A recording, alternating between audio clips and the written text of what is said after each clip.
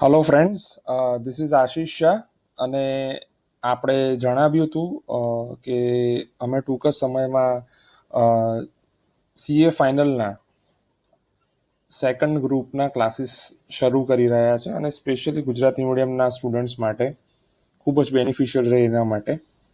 તો આજથી અમે લોકો શરૂઆત કરી રહ્યા છે અને પહેલું લેક્ચર અમારું જીએસટી એટલે કે ઇનડાયરેક્ટ ટેક્સેશનમાં જીએસટીનું લેક્ચર સ્ટાર્ટ કરી રહ્યા છે. સ્ટાર્ટ કરતાં પહેલાં ખાલી એટલું જણાવી દઉં કે આપણી પાસે અરાઉન્ડ 1 મંથ છે અને 1 મહિનામાં આપણી પાસે 4 સબ્જેક્ટ છે. સો વી કેન સે કે આપણે અરાઉન્ડ 7 days પર સબ્જેક્ટ આપણે રિવાઇઝ કરી શકીએ એટલો ટાઈમ આપણી પાસે છે અને આપણે ટ્રાય કરીશું. હું આપને પ્રોમિસ એવું કરી રહ્યો છું કે હું મારી બનતા એફર્ટ કરીશ કે હું બને એટલો સિલેબસ કવર કરી અને આપની સામે મૂકું. તો વધારે વાર ન કરતાં આપણે સ્ટાર્ટ કરીએ જીએસટીથી. અને જીએસટીથી સ્ટાર્ટ કરતાં પહેલાં હું એક વાતનું જરૂરથી આપને જણાવી દઉં કે હું જે મટીરિયલ યુઝ કરી રહ્યો છું એ મટીરિયલ બેઝિકલી ખૂબ જ રિનાઉન્ડ સીએ એન રાજાશેખર સરના મટીરિયલમાંથી એમની નોટ્સ અવેલેબલ છે અને that is also free of charge available.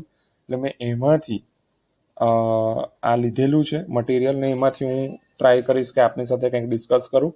બીજી અગત્યની વાત કે આ જે મટીરિયલ છે તે નવેમ્બર 2020 માટેનું હતું એટલે એની અંદર જે અમેન્ડમેન્ટ છે તે આપણે કવર કરીશું જે ઇન્સ્ટિટ્યૂટની આરટીપી ઇસ્યુ થઈ છે એમાંથી.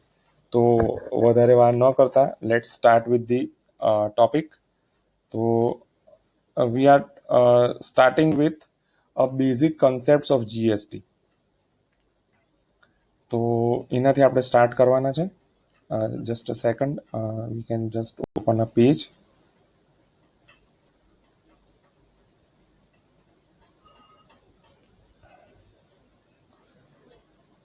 C as you know it is in a very common way કે બધી વસ્તુ જીએસટીની તો બધાને ખબર જ છે, બટ સ્પેશિયલી જ્યારે આપણે એક્ઝામના પર્પઝથી રેડી કરતા હોઈએ તો ઘણા બધા એવા આસ્પેક્ટ છે જે ભલે એ કોમન હોય પણ એ તેમ છતાં રિવાઇઝ કરવા જરૂરી હોય છે. એટલે we will start with that.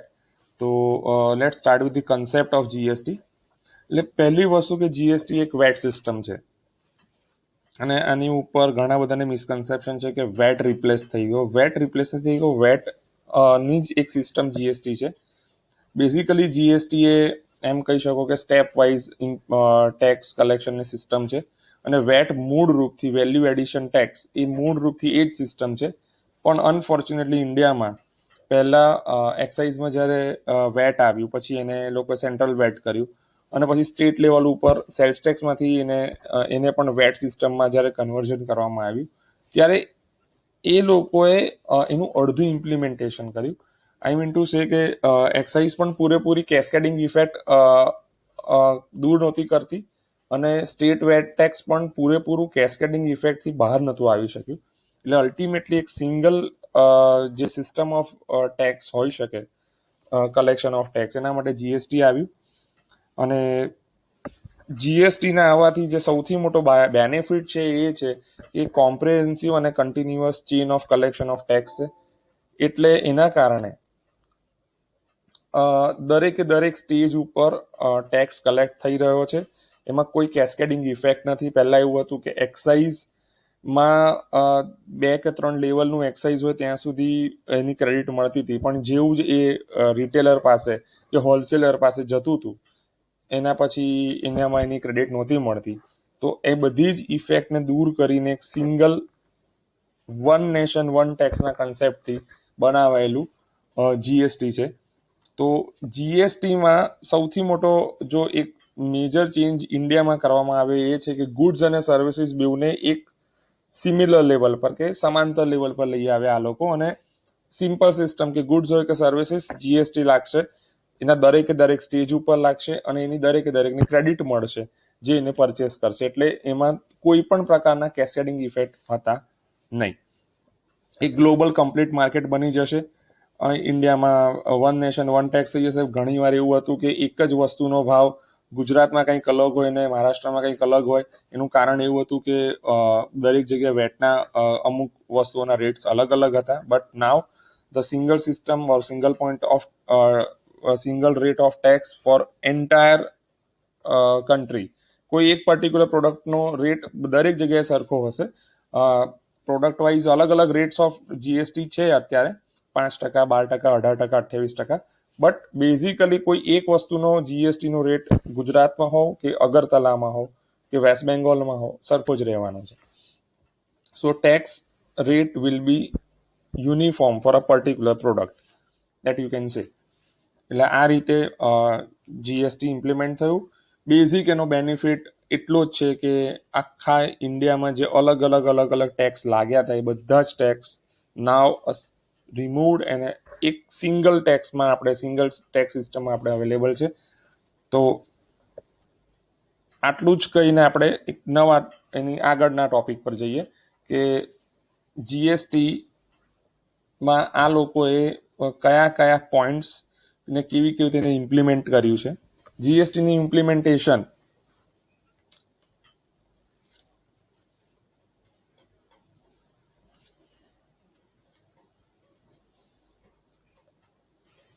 કરવા માટે એ લોકોએ કોમન પોર્ટલનો યુઝ કર્યો છે. તો જીએસટી કોમન પોર્ટલ એ લોકોએ બનાવ્યું, જેનું નામ તમે બધા જ જાણો છો, www.gst.gov.in. અને જીએસટીએન પોર્ટલના નામથી એ કંપની તરીકે ઇન્કોર્પોરેટ થયું છે સેક્શન 8માં. અને જીએસટીએન પોર્ટલનું બેઝિકલી કામ એવું છે કે પહેલાં તો એક્સેસિબલ છે બધા માટે. એટલે ભલે એ ટેક્સ પેયર હોય, એ ચાર્ટર્ડ અકાઉન્ટન્ટ હોય, પ્રોફેશનલ હોય, ટેક્સ પ્રોફેશનલ હોય કે ઇવન ઓથોરિટીઝ હોય, બધા માટે એ સિંગલ પોર્ટલ અવેલેબલ છે. બીજી વસ્તુ કે જ્યારે જીએસટી નહોતું ત્યારે પણ જેટલી પણ વેબસાઇટ્સ અવેલેબલ હતી એમાં એવું હતું કે એક્સાઇઝની એક વેબસાઇટ હતી, સર્વિસ ટેક્સની વેબસાઇટ અલગ હતી, અથવા તો એવું કહી શકાય કે એનું લોગિન અલગ કરવું પડતું હતું. એક્સાઇઝના જ પોર્ટલ પર એનું અલગથી લોગિન થતું હતું. એટલે એ બે પણ મર્જ નહોતા થતા. એટલે સર્વિસ ટેક્સ, એક્સાઇઝનું લોગિન અલગ હતું, વેટનું દરેકે દરેક સ્ટેટ વાઇઝ લોગિન અલગ હતું. એટલે વેટ તમે યુનિયન ટેરેટરી અને સ્ટેટ્સના તમે 29 વેટ ટેક્સના અલગ અલગ પોર્ટલ હતા. એક્સાઇઝનું અલગ હતું, સર્વિસ ટેક્સનું અલગ હતું. એટલે આટલા બધા પોર્ટલને એ લોકો યુનિફોર્મલી એક સિંગલ પોર્ટલ બનાવી દીધું. એટલે દરેક વસ્તુ હવે એક જ પોર્ટલ ઉપર થઈ રહી છે અને બહુ જ ઇઝી છે એવું. એટલે હું એમ નથી કહેતો કે જીએસટી પોર્ટલે એ બધું જ સુધારી દીધું છે, બટ ધો જે પાછળ જેટલી પ્રોબ્લેમ્સ હતી એના કરતાં જીએસટી પોર્ટલ એક સિંગલ પ્લેટફોર્મ અવેલેબલ છે. જીએસટીની પોતાની પ્રોબ્લેમ્સ છે, but that we cannot discuss for this examination, so we are not going to discuss that. Otherwise GST, as far as if you ask me, it is a failed venture from the government. એટલે કદાચ cascading effect ઓછી કરી હોય પણ લોકોને harassment તો બહુ જ છે. પણ that we can not discuss right now here. આપણો એ પોઈન્ટ પણ નથી હમણાં ડિસ્કસ કરવાનો. તો આપણે બેઝિકલી એની ઉપર જઈએ કે જીએસટીના પોર્ટલનું જે મેજર કામ છે કે જીએસટીનું પોર્ટલ શું કામ કરી રહ્યું છે. જો આપણે એના ફંક્શન સમજવા હોય કે એ ફંક્શન શું છે તો આપણે એની ઉપર જઈએ. તો let's discuss the function of GSTN. એટલે જીએસટીએન ના ફંક્શન શું શું છે.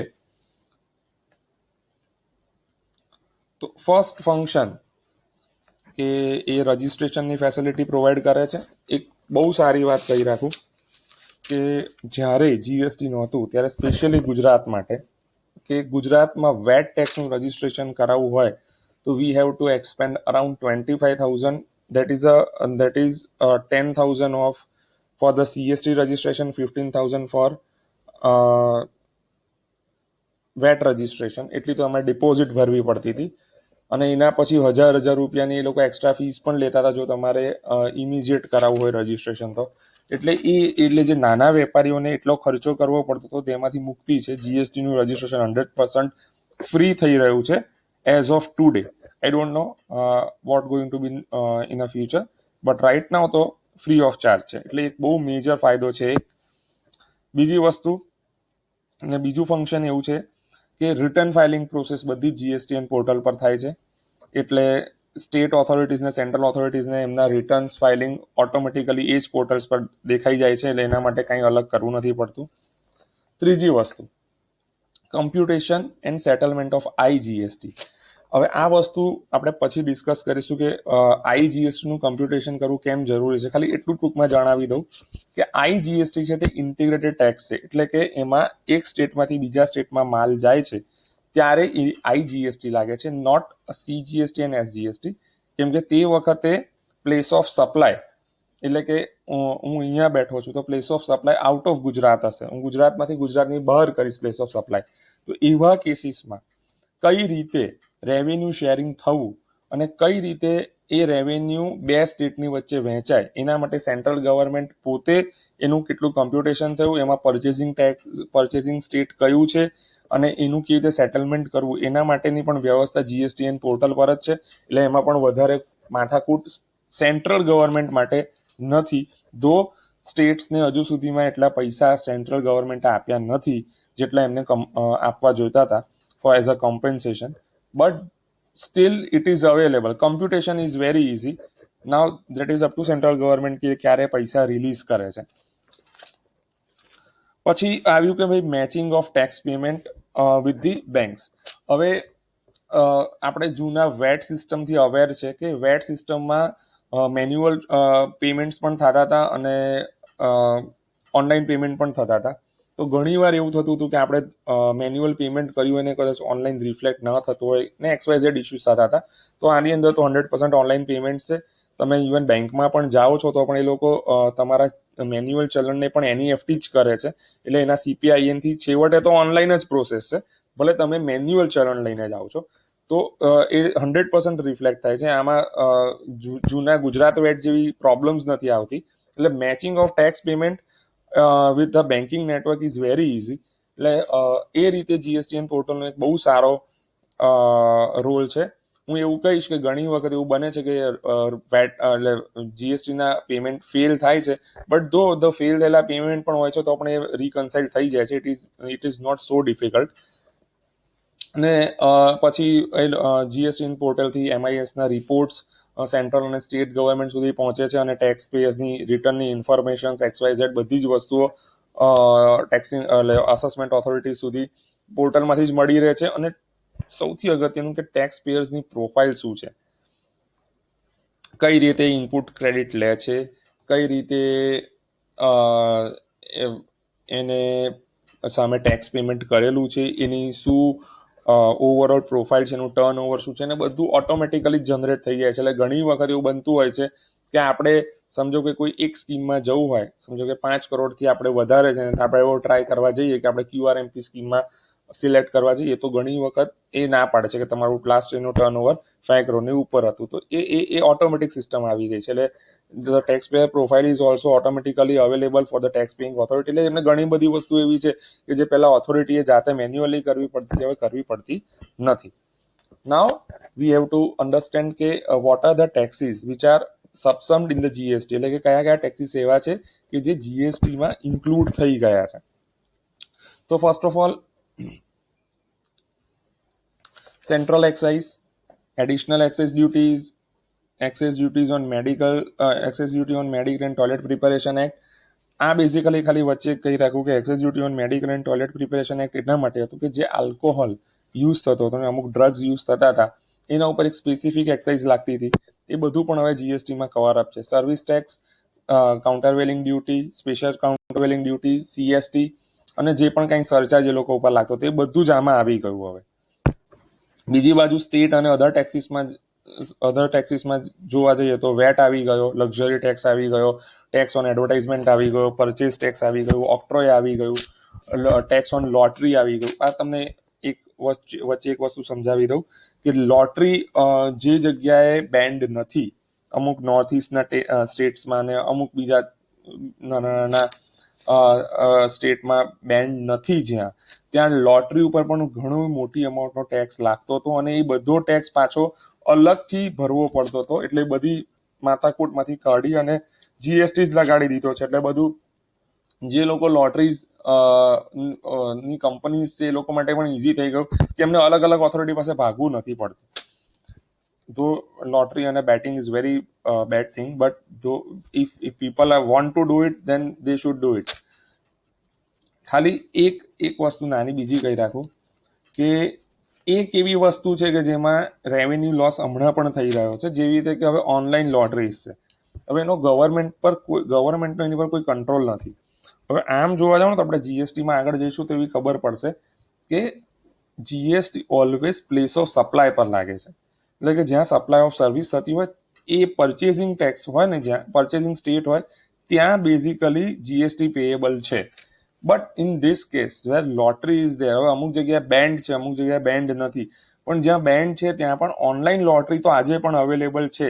તો તમે ઓનલાઈન લોટરી પરચેસ કરો છો ત્યારે તમે જે ટેક્સ પે કરોતા હશો લોટરી કંપનીને, એ તો જે લોટરીની કંપની જે સ્ટેટમાં રજીસ્ટર છે ત્યાં એ ટેક્સ ભરે છે, રાધર કે એને સમજો કે ગુજરાતના કોઈક માણસ થતો તો ત્યાં ભરવું જોઈએ. એટલે મારા પ્રમાણે આવી બધી વસ્તુઓ હવે લીગલી પણ છોડી દેવી જોઈએ, લીગલી પણ એ લોકોને અલાઉ કરવી જોઈએ, જેના કારણે આવા રેવન્યુ લોસીસ ના થાય. અને જે પણ કંઈ સરચાર્જ એની ઉપર લાગતો હોય એ બધી જ વસ્તુઓ એઝ ઇટ ઇઝ બધી જ કાઢી લીધેલી છે. એટલે બધું જ સમાપ્ત થઈને બધું જીએસટીમાં આવી ગયું. હવે કેટલી વસ્તુ નથી આવતી, તો સેન્ટ્રલ એક્સાઇઝ અને વેટ જે પેટ્રોલિયમ પ્રોડક્ટ્સ પર લાગે છે એ આજે પણ જીએસટીના દાયરામાં નથી. એટલા માટે આજે આપણે અરાઉન્ડ 91-92 રૂપિયાના પેટ્રોલના પ્રાઇઝીસ ઉપર છે ને મે બી 100 ને ટચ કરી પણ લઈશું. એટલે સલામ છે આપણી સેન્ટ્રલ ગવર્મેન્ટને અને સ્ટેટ ગવર્મેન્ટને, જે લોકો આટલો બધો ટેક્સ લગાડ્યો છે. 35-40 રૂપિયાની વસ્તુ ઉપર 60 રૂપિયાનો ટેક્સ લાગી રહ્યો છે. દેટ ઇઝ વેરી ગુડ અને એમને સલામ છે. ખબર નહીં એ લોકોને એમાંથી શું ફાયદો થઈ રહ્યો છે, બટ અલ્ટિમેટલી એનાથી બહુ બધું નુકસાન કોમન પબ્લિકને થાય છે. કેમ કે પેટ્રોલિયમ પ્રોડક્ટ્સ ઉપર જે ટેક્સ લાગેલો છે એ બધી જ કમોડિટીઝ, જીવન જરૂરી કમોડિટીઝ પર ઓટોમેટિકલી બાયપાસ થાય છે, એની પર લાગી જ જાય છે. તો મારા પ્રમાણે government has two think about it. અને કદાચ અત્યારે જીએસટી કાઉન્સિલમાં વસ્તુ ડિસ્કસ કરવાના હતા પણ ના કરી મેડમ બહુ બિઝી છે. એનીવેઝ અને સ્ટેટ અને સેન્ટ્રલ એક્સાઇઝ જે આલ્કોહોલિક લીકર પર લાગે છે, જે હ્યુમન કન્ઝમ્પશનમાં વપરાય છે, એટલે કે એ હજુ પણ કન્ટિન્યુ છે સ્ટેટ અને સેન્ટ્રલ લેવલ પર. એ હજુ પણ જીએસટીમાં મર્જ નથી થઈ. અને કસ્ટમ ડ્યુટી ઓન ઇમ્પોર્ટ્સ હજુ પણ એઝ ઇટ ઇઝ લાગે છે, એટલે એ પણ હજુ મર્જ નથી થઈ. જે બેઝિક કસ્ટમ ડ્યુટી હોય કે સેફગાર્ડ ડ્યુટી જેટલી પણ છે એ એઝ ઇટ ઇઝ છે. અને આપણે જીએસટી પછી કસ્ટમ ડ્યુટીનું પણ ટોપિક લઈશું, એટલે એમાં પણ એ વસ્તુઓ કવર અપ થઈ જશે. Now coming to what are the benefits of the GST. એક સિંગલ નેશનલ માર્કેટ બની ગયું, એ સૌથી પહેલો બેનિફિટ છે. બધા જ કેસ્કેડિંગ ઇફેક્ટના બધા જ જે પ્રોબ્લેમ્સ હતા એ બધા જ દૂર થઈ ગયા અને simple step by step tax collection આવી ગયું. એટલે કોઈ પણ કેસ્કેડિંગ ઇફેક્ટ નથી. હવે મેક ઇન ઇન્ડિયાને બૂસ્ટ મળશે. આઈ don't know how it will be boost, કેમ કે અત્યારે તો ભયંકર ઇકોનોમિક ક્રાઇસિસ ચાલી રહ્યા છે. ભલે ગવર્મેન્ટ બોલે ન બોલે, પણ ગવર્મેન્ટને પણ ખબર છે. એટલે હું એવું માનું છું કે આનાથી શું બૂસ્ટ મળશે મને નથી ખબર, પણ ધો દે આર સેઇંગ કે એમાં બૂસ્ટ મળે છે, તો ઓકે, દેટ્સ ફાઇન. અને there is increase in government revenue. That I will definitely say કે યસ, ગવર્મેન્ટની રેવન્યુ તો ભયંકર વધી ગઈ છે. અને એના જો તમને એક સિમ્પલ એક્ઝામ્પલ આપું તો તમને ખ્યાલ આવે કે ગવર્મેન્ટે પોતાની રેવન્યુ કેવી રીતે વધારી છે. પહેલી વસ્તુ તેને છે ને પોતાનો ટેક્સ બેઝ વેડન કરી દીધો. ટેક્સટાઇલ પ્રોડક્ટ્સ બધી જ 0% પર હતી. એ બધી જ વસ્તુઓ હવે એટલે જે ટેક્સટાઇલ, રેડીમેડ ટેક્સટાઇલની વાત નથી કરતો, પણ જે રો ટેક્સટાઇલ હતો તે બધું જ હવે ટેક્સેશનના નેટમાં આવી ગયું. બીજી વસ્તુ કે સેન્ટ્રલ એક્સાઇઝમાં ઘણી બધી વસ્તુઓમાં છૂટ હતી, સ્ટેટ લેવલ પરના વેટમાં ઘણા બધામાં છૂટ હતી, સર્વિસ ટેક્સનો દાયરો બહુ નાનો હતો, એનો ટેક્સ બેઝ બહુ નાનો હતો, પણ એક યુનિફોર્મ ટેક્સ લાગી જવાથી ગવર્મેન્ટની રેવન્યુ ઓટોમેટિકલી વધી ગઈ છે.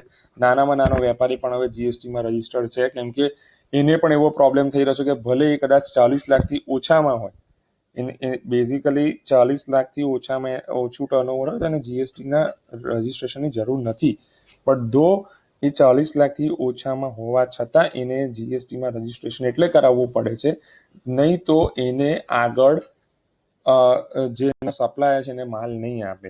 એટલે એવા રીઝન્સથી પણ એ ઘણા બધા નાના નાના વેપારીઓ પણ રજીસ્ટ્રેશન કરાવ્યું છે અને જીએસટી ભરી રહ્યા છે.